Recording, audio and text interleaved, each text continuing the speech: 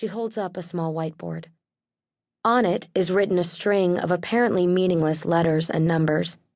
She is careful to hold the whiteboard so that all figures are clearly visible in the shot. Dr. Kale. I'm afraid this week's results have been less than encouraging. We have retrieved and analyzed 4 of the so-called sleepwalkers affected by the active stage of the Symbogenesis parasite. All of them demonstrated physiological difficulties, as well as unpredictable and irrational behavior.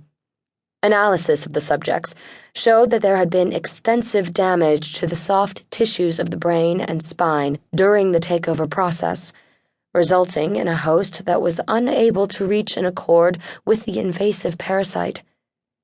Unless Symbogenesis finds a way to begin infiltration earlier in its life cycle, we will continue to see individuals who have been damaged in this manner.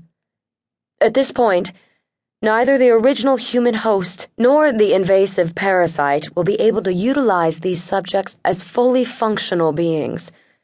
They are failures of evolution. They are dead ends. Dr. Kale pauses and puts the whiteboard down, rubbing her face with the heel of her hand. In that moment, she looks more tired and more human than she has since the video began. Dr. Kale. There are those who will interpret my decision to open these videos with a confession as an admission of guilt. It's not. I just need you to know that my data is as good as it's possible for anyone's data to be, and if there's blame to be given, I need it to fall on me.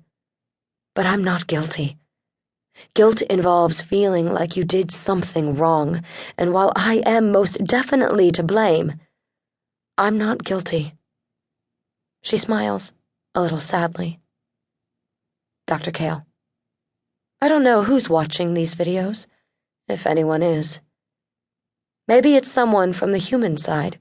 Maybe it's someone from the Symbogenesis side, and I'm not going to say which side it is that I'm rooting for because, honestly, even I don't know anymore. I know that I did good work. I know that I made a lot of lives better with what I did. I know that I love my children, all of them, no matter what species they are. I know that I am sorry for what's happening right now, but nothing that happens is ever going to make me regret that I created them. Her attention switches briefly to something outside the shot. She makes a gesture with her right hand, which appears to be American Sign Language for okay. Then she nods, turning back to the camera. Dr. Kale. Whoever you are, we're ready for you. May you put this information to good use. May you find a way to thrive, and may you, and everything you love, make it through the days ahead alive. She grips her wheels and rolls toward the camera, swerving just before she would have run into whatever is holding it. There is a brief stutter in the picture, as if the image were compressing, and the lab is gone, replaced by a several megabyte flood of data. This onslaught of encoded information continues for 90 seconds before the visual feed abruptly terminates. The audio continues for a few seconds more, then ends. End report.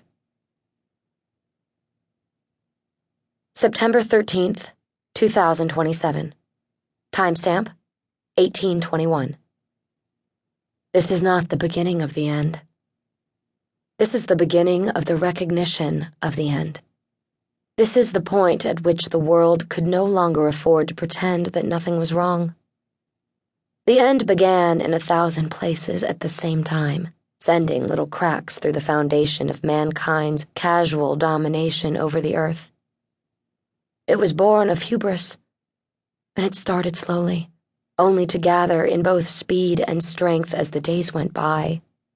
No one who noticed had the power to stop things, and by the time more eyes were on the problem, it was too late. This is not the beginning of the end, but it is the end of the beginning. Paul Moffat was dying.